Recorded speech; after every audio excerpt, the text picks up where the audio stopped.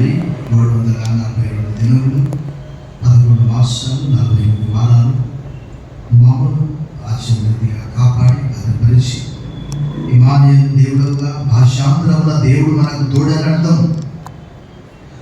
ఇదిగో యుగ సమాప్తి వరకు సదాకాలం మీతో కూడా ఉన్నాను అని వాగ్దానం చేసిన దేవుడు. Jesus Christ is the same yesterday today and forever. Yesu Kreestu నిన్న నేడు నిరంతరం ఏకరీతిగా ఉన్నాడు. ఈ సాయంకాలం 343వ దినము 12వ మాసం 8వ దినము సాయంకాలం సజీవులుగా ఉంచారు. ప్రభువునికి వందనములు. ఈ క్రిస్మస్ మాసంలో మమ్మల్ని ప్రవేశపెట్టారు. మా కొరకు పరలోకాన్ని విడిచిపెట్టారు. మనుషుల పోలికగా పుట్టి దాసుని స్వరూపమును ధరించుకొని తను తాను రిక్తునిగా చేసుకొని నకలకు బొరియలున్నై ఆకాశ పక్షులకు నివాసములను కలవు. మనుష్య కుమారునికి తల వాల్చుకొనుటకైనను స్థలము లేదు. హల్లెలూయా. సాయంకాలం క్రిస్మస్ మాసం అనగా దేవుడు మానవుల మధ్యలో నివసించడానికి వచ్చినటువంటి మాసంగా మేము చూస్తున్నాం. ఈ మాసంలో ఈ మందిరంలో ఈ దినం మమ్మల్ని ప్రవేశపెట్టినందుకు వందనములు చెల్లిస్తూ ప్రభువును రక్షకుడైన క్రీస్తు నామంలో ఈ స్తుతి నీకు సమర్పిస్తున్నాం మా ప్రియ పరలోకపు తండ్రి. ఆమేన్. దయచేసి కూర్చోండి. Please be seated. Warm welcome to this Lord's Sunday United Service. Great to all in the name of our Lord and Savior Jesus Christ. ఈ సాయంకాలం ఆరాధనలో ఉన్నదని ప్రభువుగా ఆహ్వానిస్తున్నాము. ప్రభువును రక్షకుడైన యేసుక్రీస్తు వారి దివ్య శుభ నామములో మీ అందరికీ శుభములు సమాధానం కలుగుగాక. ప్రభునందు మిగిలిన ప్రియులారా, మీ అందరి క్షేమం తలస్తూ మీ అందరి కొరకు ప్రార్థిస్తున్నాము. ఇంకేదైనా ప్రార్థన మనవి మీ కొరకు తప్పకుండా మాకు తెలియజేయండి. మీ కొరకు ప్రార్థిస్తాము. వ్యక్తిగతంగా, సంఘంగా, కుటుంబంగా. దేవుడు మనందరినీ 342 రోజులు 11 మాసాలు 48 వారాలు కాపాడాడు. మన మధ్య ఇంకా కేవలం ఈ సంవత్సరానికి 23 రోజులు మాత్రమే ఉన్నాయి. మనందరినీ దేవుడు కాపాడి ఒకసారి మనం ప్రభువుకు స్తుతి చెల్లిస్తాం. చప్పట్లు కొడతాం. సో దేవుని వాక్యంలో రాబడినదిగా దేవుని ప్రేమించు వారికి అనగా తన సంకల్పం చొప్పున పిలువబడే వారికి మేలు కలుగుటకి సంవత్సరం సమకూడి జరుగుతుంది.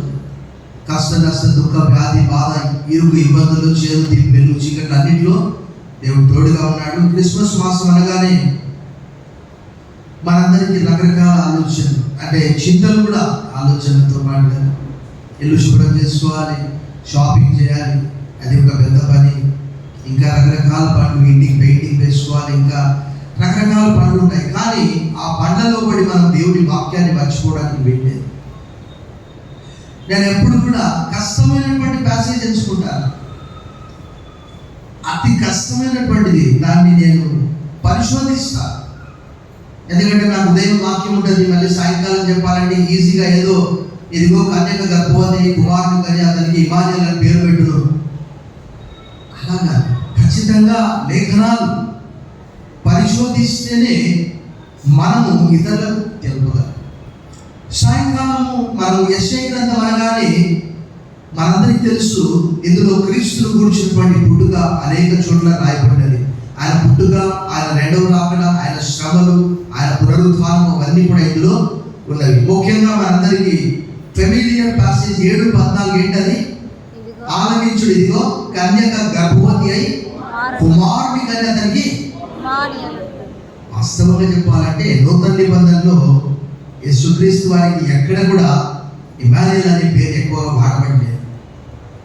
కేవలం మన మత్తయి సువార్త 1వ అధ్యాయంలోనే చూస్తాం ప్రవచనం నెరవేరు.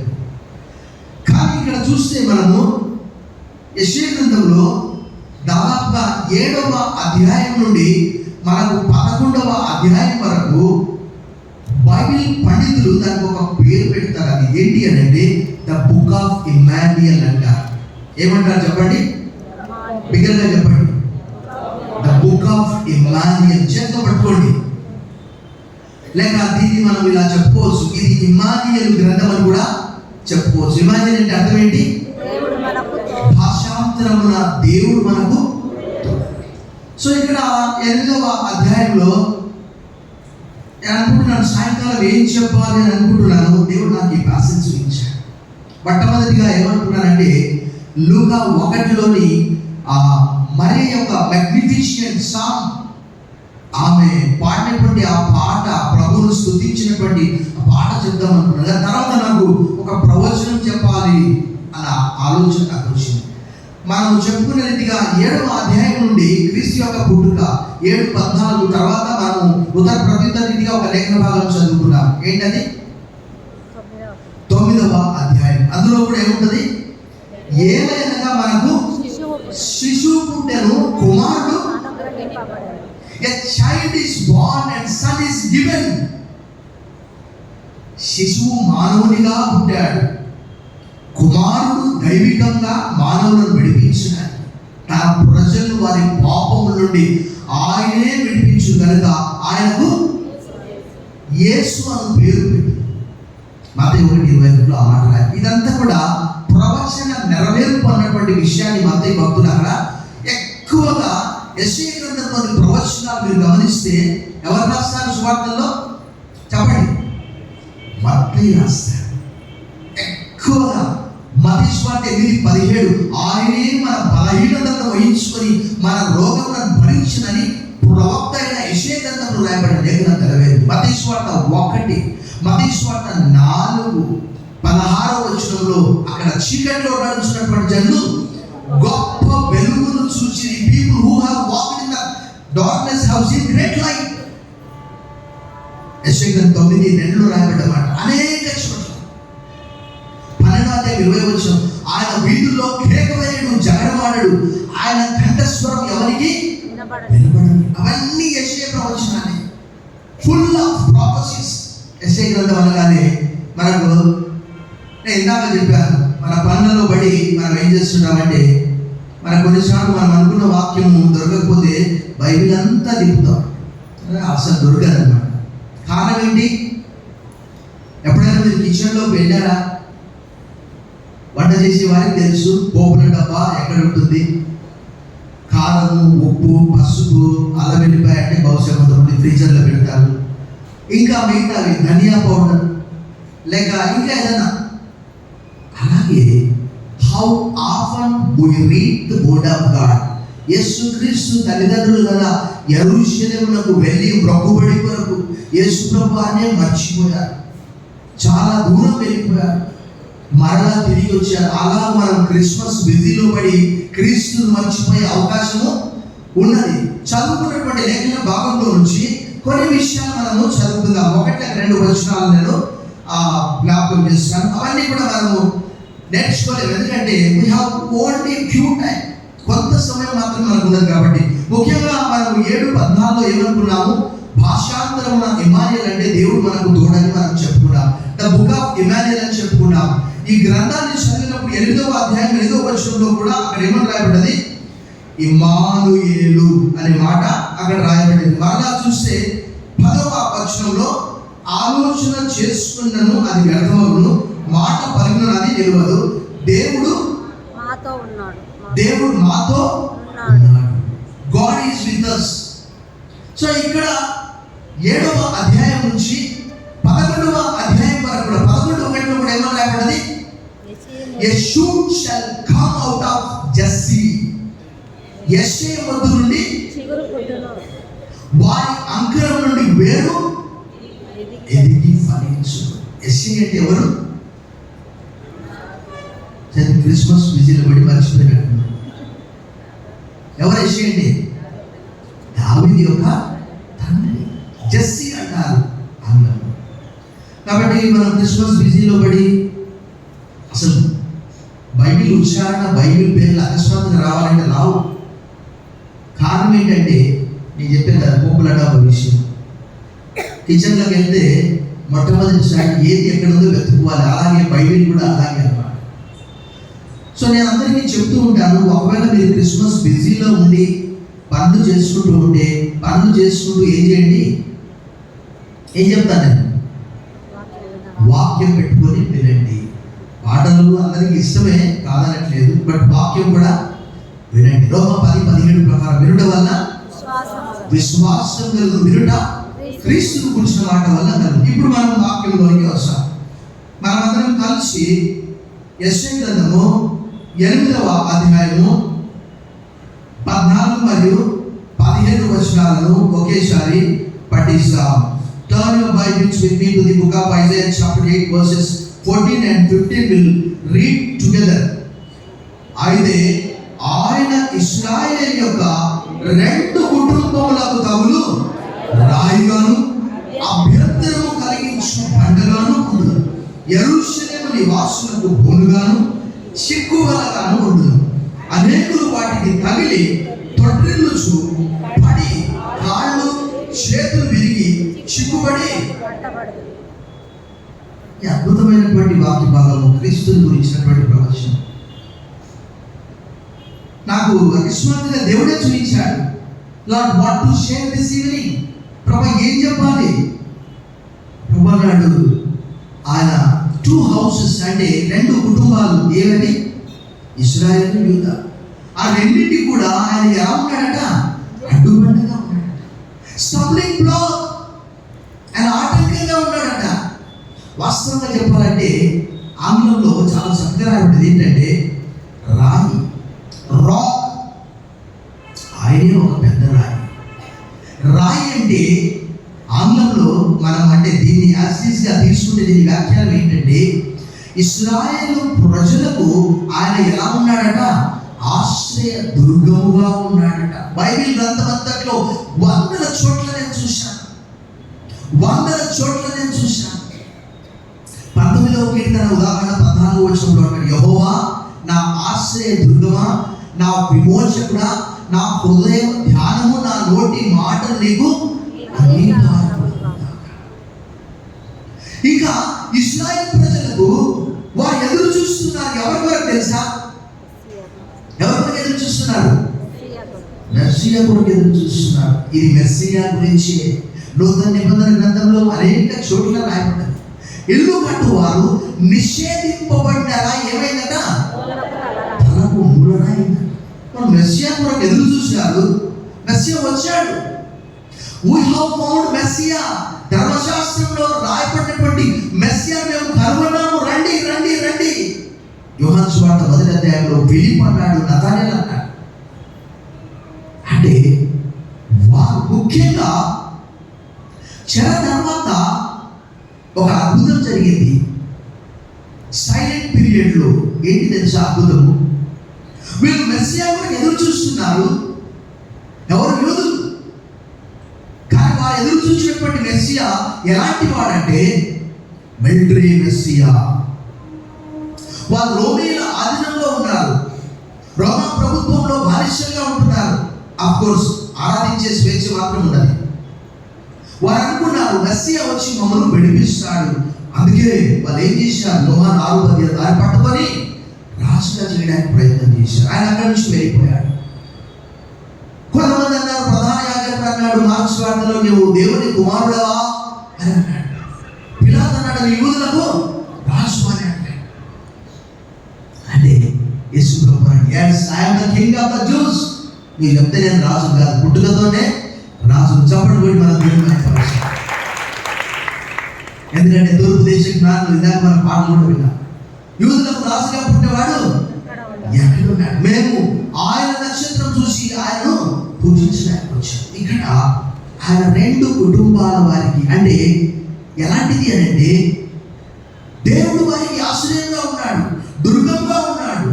దేవుణ్ణి వాళ్ళు ఆశ్రయిస్తే యాక్చువల్గా ఆంగ్ల బైబిల్లో 13వ అధ్యాయము 8వ అధ్యాయం 13వ వచనము చివరి భాగం కూడా 14వ వచనంలో కల్పించారు.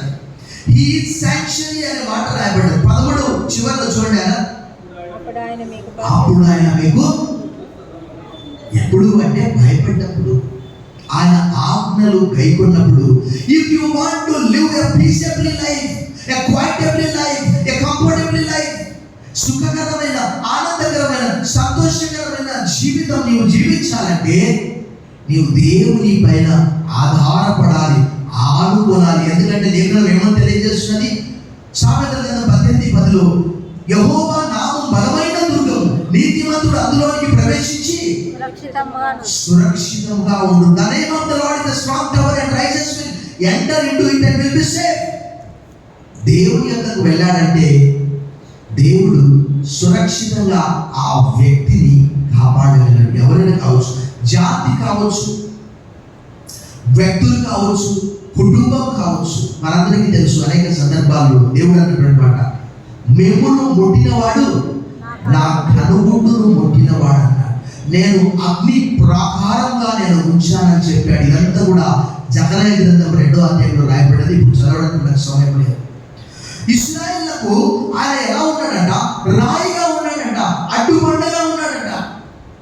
అక్కడ రాయబడ్డది, తమను రాయిగాను అభ్యంతరం కలిగించు బండగాను. అంటే ఆయన వచ్చాడు, మెస్సియా వచ్చాడు, కానీ వారు అంగీకరించలేదు. మెస్సియా కొరకు వారు ఎదురు చూశారు. ప్రెసెంట్ కాంటెక్స్ట్ లో అయితే వారు దేవుని మాటను లక్ష్య పెట్టుటలేదు. అందుకొరకే వారికి ఆయన ఎలా ఉన్నాడంట? అబ్బా, మాకు దేవుడు అవసరమా? ఎందుకంటే ఇక్కడ అంతా మనం 9వ అధ్యాయంలో చూస్తున్నాం కదా. అక్కడ 9వ అధ్యాయంలో మనం చూసాము. ఏం చూసాము? 13వ వచనం చూడండి. అక్కడ 9:13, ఆయనను జనులు తాము కొట్టిన వారి తట్టు తిరుగుట సైన్యములకు అధిపతియగు యెహోవాను ఒకానొకప్పుడు దేవుని వాక్యంలో రాయబడ్డది చాలా అద్భుతంగా. దేవుడు అంటాడు, బలిసి కొవ్వొచ్చి మర్చిపోయావు నన్ను అంటున్నాడు. చూడండి అక్కడ ఎంత చక్కగా ద్వితీయోపదేశకాండంలో మోషే చనిపోవడానికంటే ముందుగా ఈ కీర్తన రాసి చనిపోయాడు. మనం అనేక చోట్ల 32:4 వచనంలో మనం చూసాం. ఏమన్నాడు? ఆయన ఎలా ఉన్నాడట? ఆశ్రయ దుర్గముగా ఉన్నాడు.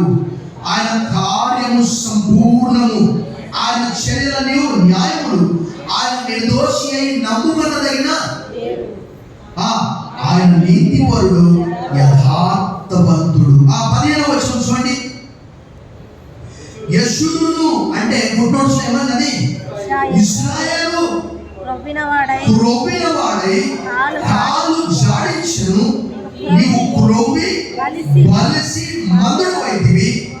వాడు తనను పుట్టించిన దేవుని విడిచెను, తన రక్షణ శైలమును 18వ వచనం, నిన్ను పుట్టించిన ఆశ్రయ దుర్గమును విసర్జించితివి, నిన్ను కన్న దేవుని.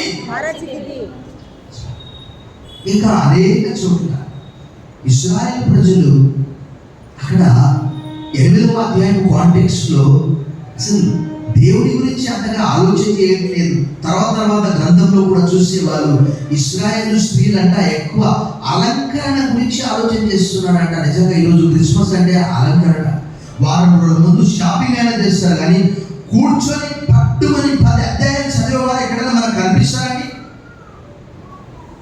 బైబిల్ ముందు పెట్టుకున్నా షాపింగే కనిపిస్తుంది. కళ్ళు తెరిచినా ఏదైనా ఒకటి, కళ్ళు మూసినా. దేవుడు అంటున్నాడు, నిన్ను కదా నీ తండ్రిని నేను, నన్నే మర్చిపోతావా నువ్వు అని దేవుడు బాధపెడుతూ ఉన్నాడు. వారికి ఆయన ఎలా ఉన్నాడట? రాయిగా ఉన్నాడట, అడ్డుబండగా ఉన్నాడట. కారణం ఏంటంటే మనందరికీ తెలుసు, ఆయన ఎవరో కాదు, ఆ మెస్సియా సాక్షాత్తు ఇమ్మానుయేలు దేవునిగా భూమిపైన అవతరించినటువంటి యేసుక్రీస్తు. చప్పట్లు బట్టి మనం దేవుని మహిమపరుస్తాం. పౌలు గారు కూడా అదే చెప్తాడు కొరింథీయులకు రాసిన మొదటి పత్రికలో, ఆయన యూదులకు ఆటంకంగా ఉన్నాడు, అన్యజనులకు వెర్రిగా ఉన్నాడు. He is stumbling black to juice. ఎందుకంటే ఆయన వచ్చి ఉన్నది ఉన్నట్టుగా దేవుని రాజ్యాన్ని గురించి మాట్లాడాడు. వీళ్ళందరూ కూడా కొంతకాలం పాటు తొట్టిల్లారు. అక్కడ రాయబడి మనం చదువుకునేప్పటికీ ఆ లేఖన భాగంలో ఆయన వారికి అడ్డుబండగా ఉన్నాడు, కానీ ఆయన వారికి ఆశ్రయ దుర్గం. ఇప్పుడు చదివినటువంటి లేఖన భాగంలో చూడండి 32వ అధ్యాయంలో మరికొన్ని చోట్ల ఏమని రాబడి చూడండి ఒకసారి. 32:30 చూడండి ఒకసారి. 32:30, తమ ఆశ్రయ దుర్గము వారిని అమ్మివేయని ఎడల, ద్వితీయోపదేశకాండం 32:30 చదువుతున్నాం, యెహోవా వారిని అప్పగింపని ఎడల ఒక్కడి ఎట్లు 1000 మందిని తరుము, ఇద్దరు ఎట్లు 10,000 మందిని పారదొరుకుతారు. కాదు, ఇందుకు మన శత్రువులే అందరూ తెలుసు. అసలు ఇశ్రాయేలు ప్రజలకు ఆయన దేవుని వాక్యం చదివినప్పుడు నెహెమయా గ్రంథంలో కానీ 9వ అధ్యాయం, హెబ్రీ పత్రిక 11వ అధ్యాయంలో కానీ ఎర్ర సముద్రం వారు దాటినప్పుడు కనీసం వారి కాళ్ళకు బురద కూడా అట్లేదట, పొడి నేల మీద నడిచారు. అదే ద్వితీయోపదేశకాండం 1వ అధ్యాయంలో 8వ అధ్యాయంలో ఏమంటాయో తెలుసా? ఒకడు తన కుమారుని ఎలా ఎత్తుకుంటాడో మిమ్మల్ని అలా ఎత్తుకున్నాడు ఆయన. చెప్తున్న 8వ అధ్యాయంలో కూడా అదే మాట చెప్తాడు. సో ఇక్కడ వారికి ఆయన అంతగా సహాయకరంగా ఉంటే వారు ఏం చేస్తున్నారు? దేవుడు వారికి ఒక ఆటంకంగా అయిపోయాడు. ఈరోజు కూడా అనేక మంది ఏం చేస్తున్నారంటే, నాకు ఈ మతం అవసరమా? రకరకాల వార్తలు వస్తున్నాయి. ఏంటంటే నాకు కులము అవసరం లేదు, మతము అవసరం లేదని తెలంగాణలో ఒక జెండా హైకోర్టులో పెట్టారట. మొట్టమొదటిసారి దాదాపు 1 సంవత్సరం క్రితం వచ్చింది వార్త. నేను ఏ మతానికి సంబంధించిన వ్యక్తిని కాదు, ఏ కులానికి సంబంధించిన వ్యక్తిని కాదు. ఈరోజు అమెరికాలో, ఇంగ్లాండ్లో కూడా సర్వే చేస్తే నాకు మతం వద్దని వారు ఎక్కువ మంది ఉంటున్నారంట. కారణం ఏంటంటే విచ్చలవిడితనము. పెళ్లి కాకముందే ఒక అమ్మాయితో ఉండొచ్చు, అదే మతంలో ఉంటే సంఘం నుంచి వెలివేస్తారు, బ్యాప్టిజం కావాలంటారు, క్రైస్తవ పెళ్లి చేసుకోవాలంటారు. నాకు అవసరమా? ఇశ్రాయేలు ప్రజలు కూడా అలాగే ఉన్నారు. అక్కడ రాయబడ్డది, ఇంకా చాలా చోట్ల రాయబడ్డది. ఇంకా మనం చదువుకున్నటువంటి లేఖన భాగంలో అనేక చోట్ల అదే విషయాలు అక్కడ దేవుడు చెప్తూ ఉన్నాడు. ఎన్ని చోట్ల భక్తుడు అంటాడు 46వ కీర్తన 1వ వచనంలో, God is our shelter and strength and is ready to help in times of trouble. దేవుడు మనకు ఆశ్రయమును, దుర్గమునై ఉన్నాడు. ఆపత్కాలంలో ఆయన మనం నమ్ముకున్నదైనా ఆ దేవుడిని వాళ్ళు మర్చిపోయారు. అక్కడ వాక్యంలో రాయబడి వాళ్ళు అంటున్నారు, నా ఆశ్రయ దుర్గమా, నా విమోచన నాకు సాయం చేయి. 28వ కీర్తన 1వ వచనం, 31వ కీర్తనలో రాయబడి. అలాంటి దేవుడిని వాళ్ళు మర్చిపోతున్నారు. నేను లేఖనాలు చదువుతూ ఉన్నప్పుడు చాలా ఆశ్చర్యకరమైనటువంటి విషయాలు దేవుడు నాకు బయలుపరుస్తుంది. అంటే క్రమంగా చదివే వారికి మాత్రమే ఈ విషయాలన్నీ అర్థమవుతాయి. టెక్నాలజీలో మనందరికీ తెలుసు, మనుషుడు రాబోయే దినాల్లో అంతరిక్షంలో నివాసం చేయడానికి ప్రయత్నం చేస్తున్నారు. ఈ మధ్యలో ఒక వార్త చదివాను. ఏంటి అంటే, ఒక వ్యక్తి కష్టం వచ్చింది, అతను ఏం చేశాడట, నాకు కష్టం వచ్చింది ఏం చేయాలంటే ఇమీడియట్గా ఉరి పెట్టుకొని చచ్చిపోవాలన్నదంట. ఏది? Google, AI, ChatGPT. ఆశ్చర్యపోయారు. అలాంటి థంబ్నెయిల్ పెట్టారు TV9 వాళ్ళు. నాకు కష్టం వచ్చింది ఏం చేయాలి అంటే ఇమీడియట్గా ఉరి పెట్టుకొని చావు పీడ పొందాలన్నమాట.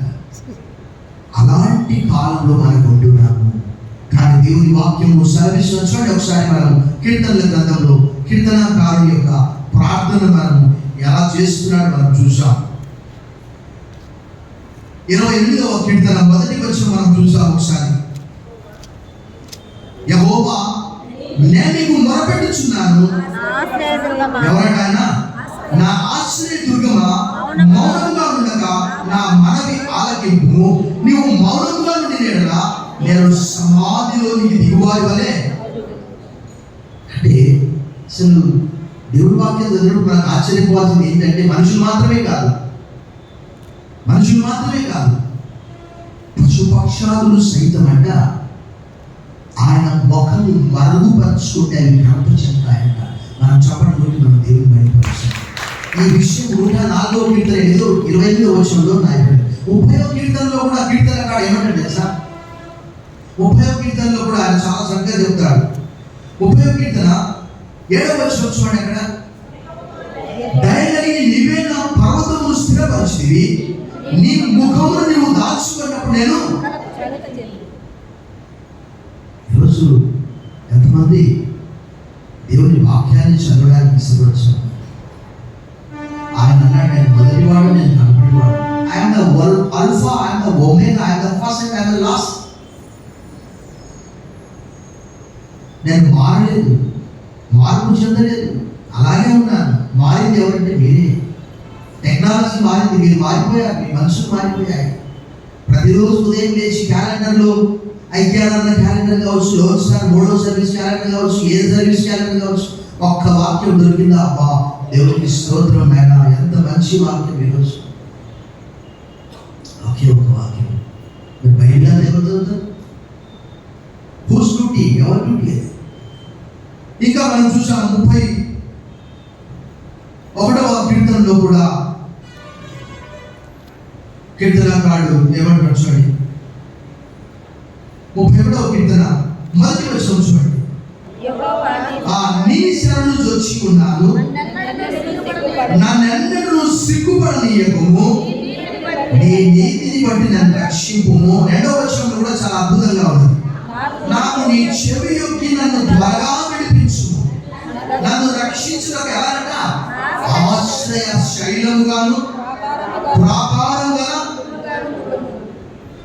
గల ఇల్లు అంటే అసలు మీకు అర్థమవుతుందో లేదో కానీ, ప్రాకారం అంటే నాకు తెలిసినంత మటుకు ఇంత హైట్ ఉంటుంది. ఎరుకో గోడలు దాదాపు మనకి ఒక 12 అడుగుల కంటే, అంటే మనిషి 6 అడుగుల వ్యక్తి అయినా కూడా ఎక్కలేదు అన్నట్టు అడుగుతున్నాడు. నీవు నాకు ప్రాకారం గల ఇల్లు వలె ఉండాలి ప్రభు అంటున్నాడు. ఇంకా అనేక చోట్ల ప్రభునందు వీటి ప్రియులారా, ఈ లేఖన భాగాన్ని అనుసరించి మనం మరికొంత లేఖన భాగాలను మనము చదువుదాం. మనము యెషయా గ్రంథము 8వ అధ్యాయంలో ఇందాక మనం చదివినటువంటి ఆ లేఖన భాగాన్ని మనం చూడండి. అయితే ఆయన ఇశ్రాయేలు యొక్క 2 కుటుంబములకు తగులు రాయిగాను అభ్యంతరం కలిగించు బండగాను ఆ యెరూషలేము నివాసులకు ఎలాగా బోరుగాను చిక్కుబలగాను ఉండును. అనేకులు వాటికి తగిలి తొట్టిల్లుచు పడి కాళ్ళు చేతులు విరిగి అంటే దేవుని కాదనిపోతే వారి కలిగే నష్టాలు ఎన్ని అని కాదు. దేవుని వాక్యంలో మనందరికీ తెలుసు. ప్రభువు తను ప్రేమించే వారందరినీ కూడా ఆయన శిక్షిస్తాడు. అది ప్రకటన 3వ అధ్యాయంలో చివరి వచనంలో ఉన్నాయి. ఇంకా మనం చూస్తాం హెబ్రీ పత్రిక 12వ అధ్యాయంలో మనం చూస్తాం తండ్రి శిక్షింపని. సో ఇక్కడ ఈ వచనాన్ని అనుసరించి దేవుని వాక్యంలో యేసుక్రీస్తు వారు సాక్షాత్ ఈ లేఖనాన్ని ఉటంకించారు. చూడండి, మత్తయి సువార్త 22వ అధ్యాయం 44వ వచనం మనం చూసాం. Gospel according to saint Matthew chapter 21 verse 44.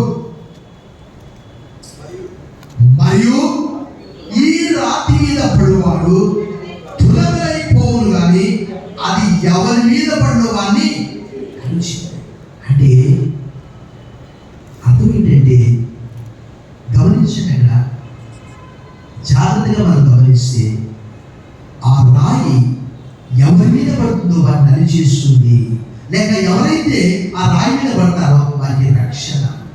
దేవుని వాక్యం ప్రకారం అనేక చోట్ల యేసు ప్రభువు ఈ విషయాలను కూడా చెబుతూ, భక్తుడు సుమయోను అనే భక్తుడు క్రీస్తు పుట్టుకలో ఈ వాక్యాన్ని ఉటంకించాడు. చూడండి, అక్కడ లూకా సువార్త 2వ అధ్యాయంలో కూడా మనం చూస్తాం 34వ వచనంలో.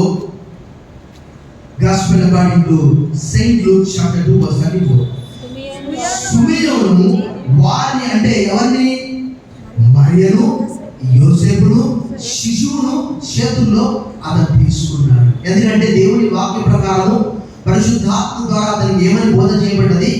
ఆ శిశువును చూచేంత వరకు కూడా నీకు మరణము సంభవించదు. ఆయన అన్నాడు, నీవు సకల ప్రజల ఎదుట సిద్ధపరిచిన నీ రక్షణ నేను కనులారా చూచి. చప్పట్లు పెట్టుకున్నాను దేవుని వైపు. నేను ఫస్ట్ బైబిల్ వాక్యం నేర్చుకున్నది ఏంటంటే, ఆ దినాల్లో 98-99లో లూకా సువార్త 2:32 నేర్చుకున్నాను. నీవు సకల ప్రజల ఎదుట సిద్ధపరిచిన నీ రక్షణ నేను కనులారా చూసిన. అంటే ఆ రక్షణ ఎవరిలో ఉన్నది? క్రీస్తులో ఉన్నది. చూడండి, అక్కడ 34వ వచనం మనం చూసాం. సుమయోను వారిని దీవించి, ఇదిగో అనేక హృదయాలోచనలు బయలుపడినట్లు ఆ ఇశ్రాయేలులో అనేకులు పడుటకును తిరిగి లేచుటకును వివాదాస్పదమైన గుర్తుగా ఈయన పడిపోతున్నాడు, లేస్తున్నాడు. ఈయన ప్రపంచానికి ఒక ఆటంకంగా ఉన్నాడు. ఈరోజు అనేక మంది అంటున్నారు, మన ఒక ఇంటికి వెళ్ళాను, అతను అంటున్నాడు, సార్ బాబుడు చాలా భక్తిగా ఉంటాడు సార్, మనకి అన్ని చిన్న వయసులో కష్టాలు వచ్చాయి. ఇంకొక వ్యక్తి చాలా కాలం క్రితం అన్నాడు ఎవరిలో, ఏమన్నాడు తెలుసా, ఉంటాయన సార్ దేవుని ఎక్కువ ప్రేమిస్తే భక్తుల కష్టాలు పెడతాడట. ఇవన్నీ మూఢనమ్మకాలు, నిజమే కాదండి, కానీ ఆ కష్టాల్లో కూడా ఆయన ఉంటాడు కదా. మన దేవుని వాక్యం అంతట్లో కూడా తెలుసు మనకు. యోగు జరిగినటువంటి యోగు 13:15 యోగు 1 చివరి వచనంలో, నా తల్లి గర్భంలో నుండి నేను దిగంబరినే వచ్చాను, దిగంబరిగానే తిరిగి వెళ్తాను. ఆయన ఇచ్చాడు, ఆయన తీసుకున్నాడు, ఆయన నామానికి స్తోత్రం అన్నాడు. Naked I come, naked I will live this one. Blessed be the name of the Lord. The Lord has given, the Lord has taken away. ఇదిగో ఆయన నన్ను చంపిన ఆయన వరకు కనిపెట్టుకుని ఉంటారు. యోగు 13:10. Yet he slay, I will wait for him. చంపితే అక్కడికి కదా అన్యాయికి కదా వెళ్ళి. ఇక్కడ లేఖనాల్లో భక్తుడు పేతురు ఏమంటున్నాడు మనం చూసాం. పేతురు రాసిన మొదటి పత్రిక 2వ అధ్యాయము 8వ వచనము, దానికంటే ముందు 7వ వచనం కూడా మనం చూసాం. ఆ నుంచి కూడా మనము ఏదైనా ఇదిగో నేను ముఖ్యమును ఏర్పరచబడినది అమూల్యమునకు మూలరాతిని సియోనులో స్థాపించుచున్నాను, ఆయన విశ్వాసముంచువాడు ఏమాత్రమును సిగ్గుపడడు అను మాట లేఖనమందు రాయబడి ఉన్నది. విశ్వసించుచున్న మీకు ఆయన ఎలాంటి వాడట, అమూల్యమైనటువంటి వాడు. విశ్వసింపని వారికైతే ఇల్లు కట్టువారు ఏ రాతి నిషేధించును అదే మూలకు తలరాయి ఆయను, మరియు అది అడ్డురాయు. ఆ యెషయా గ్రంథం 8:14 ఆయన ఇరు కుటుంబాలు, 2 houses of Israel, Judah and Israel, ఆ 2 కుటుంబాలకు ఆయన ఎలా ఉన్నాడట. ఆ 7వ వచనం చివరి భాగంలో అడ్డురాయి అడ్డుపడ్డది. అయితే కట్టువారు వాక్యములకు అవిధేయులై తొట్టిల్లుచున్నారు, దానికే వారు కొంతకాలం తొట్టిల్లారు. కారణం ఏంటంటే వారి తొట్టుబాటు కారణం ఏంటి, అన్యజనులకు రక్షణ. చప్పట్లు మనం దేవుని చూసాం. పౌలు ఆ విషయాన్ని తెలియజేస్తాడు. పౌలు మాటలు మనం తీసుకోవాలి. రోమా పత్రిక 11వ అధ్యాయంలో పౌలు చెప్పినటువంటి ఆ మాట ద్వారా వారు తొట్టిల్లారు కాబట్టి 11వ అధ్యాయంలో ఆయన ఏమంటున్నాడు చూడండి. అక్కడ 11వ అధ్యాయము 11వ వచనం, కాబట్టి అనగా వారు పడిపోవునట్లుగా అట్లా వారికి రోషం పుట్టించుటకై వారి తొట్టుబాటు వల్ల అన్యజనులకు రక్షణ కలిగేను. వారి తొట్టుబాటు లోకములకు ఐశ్వర్యమును, వారి క్షీణదశ అన్యజనులకు ఐశ్వర్యము అయినలా వారి పరిపూర్ణత ఎంత ఎక్కువగా ఐశ్వర్యకరము. చూడండి, వారు తొట్టిల్లారు, అన్యజనులకు రక్షణ వచ్చింది, వారు పరిపూర్ణులైతే భక్తులు అంటున్నాడు. అది ఎంత గొప్ప విషయం. ఒక సమయం వస్తుంది, అది ఎలాంటి సమయం అంటే అందరూ కూడా చూసే సమయం, ప్రపంచ ప్రజలందరూ కూడా తెలుసుకునే సమయం. ఆయన వస్తాడు తప్పకుండా. దేవుని వాక్యంలో ప్రభు చెప్పినటువంటి మాట మనం చూసాం. లూకా సువార్త 22వ అధ్యాయం 35వ వచనం మనం చూసాం. Gospel according to saint Luke chapter 22:35. అక్కడ ఏమన్నాడు చూడండి. అక్కడ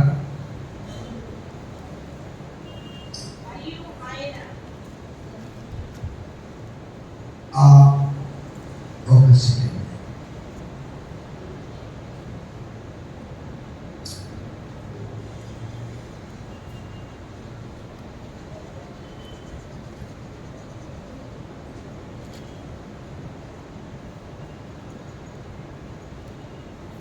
మత్తయి వార్త 22వ అధ్యాయము,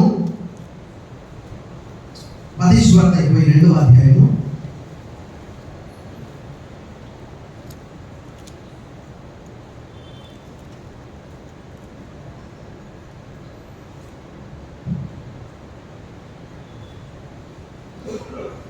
సో అక్కడ ప్రభు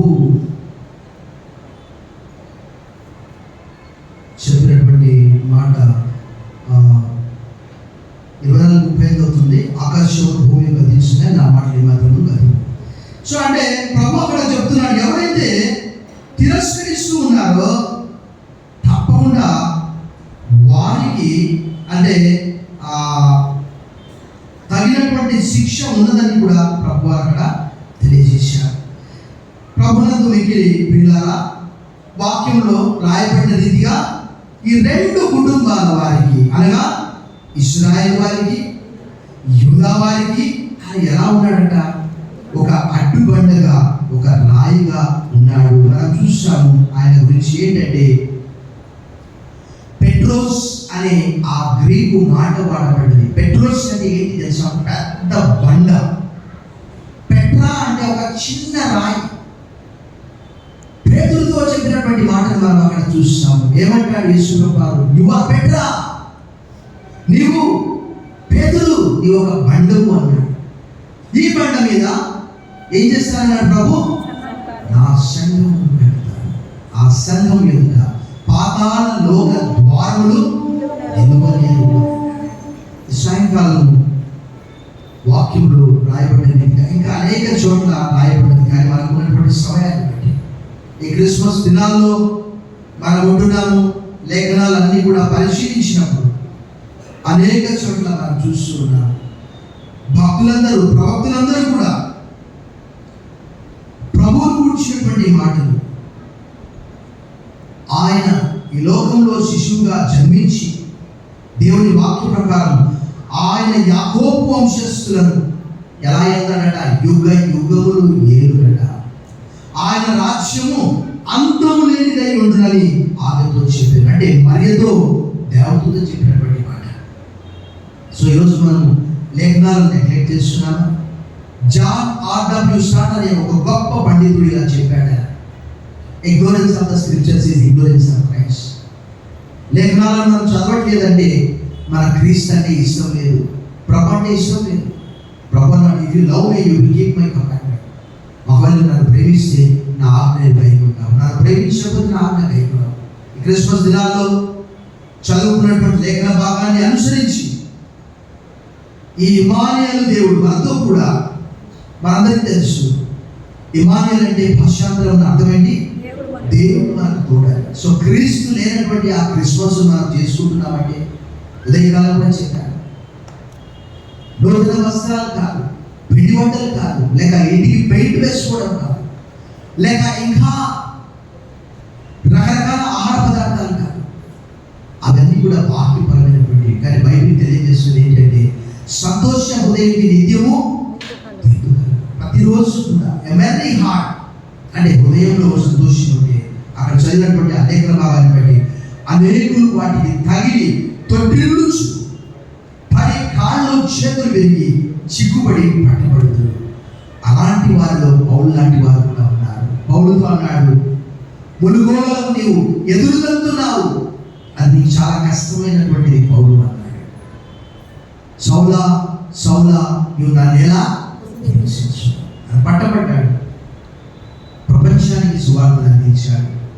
మరి మనం కూడా ఏదో ఒక సందర్భంలో ఈరోజు ప్రపంచ దేశాలు మార్చబడ్డాయంటే, ఈరోజు భారతదేశంలో అనేక ప్రాంతాలు, నాగాలాండ్ లాంటి ప్రాంతాలు, మేఘాలయ లాంటి ప్రాంతాలు, అరుణాచల్ ప్రదేశ్ లాంటి ప్రాంతాలు, ట్రైబల్ పీపుల్ అనేక మంది 90% అక్కడ ప్రభువును విశ్వసించారంటే, ఆంధ్రప్రదేశ్లో కూడా అనేక మంది మిషనరీస్ వచ్చి, మనందరికీ తెలుసు గుంటూరు దగ్గర ఏదది స్టువర్టుపురం అనే ప్రాంతం, ఎక్కడ దొంగతనం జరిగినా ఎవరు ప్రఖ్యాతులు? ఆ ప్రాంత ప్రజలు. ఆ ప్రజలకు ఒక మిషనరీ సువార్తను తీసుకొని వెళ్ళినప్పుడు ఆ స్టువర్టుపురం కాస్త ఏమైపోయింది? సువార్తపురంగా మారిపోయింది. చప్పట్లు కొట్టి ప్రభువును ఈ ప్రభు ఎవరి దగ్గరికి వస్తాడు? వారికి సంపూర్ణమైనటువంటి రక్షణ. తనలో వచ్చి ప్రార్థన చేస్తాం. సర్వశక్తి వీటిని కనికరం కలిగిన మా ప్రియ పనులు తండ్రి, సాయంకాలం కొరకు వందనములు. ఇదిగోనైనా ఇమానుయేలు దేవునిగా మా కొరకు అవతరించావు, అనగా భాషాంతరమున దేవుడు మనకు తోడవేయటం. ఇదిగో మాతో కూడా నివసించడానికి ప్రకటన 21:3 యుగ సమాప్తి వరకు సదాకాలం మీతో కూడా ఉన్నానని మత్తయి సువార్త 28:20 ఇదిగో దేవుని నివాసము మనుషులతో కూడా ఉన్నది, ఆయన వారితో కాపురముండును. మాతో కూడా ఉండడానికి మా కష్టము, నష్టము, దుఃఖము, వ్యాధి, బాధ, మరణము, ఎరుపు, ఇబ్బంది, చీకటి, అశాంతి, అసమాధానం తొలగించి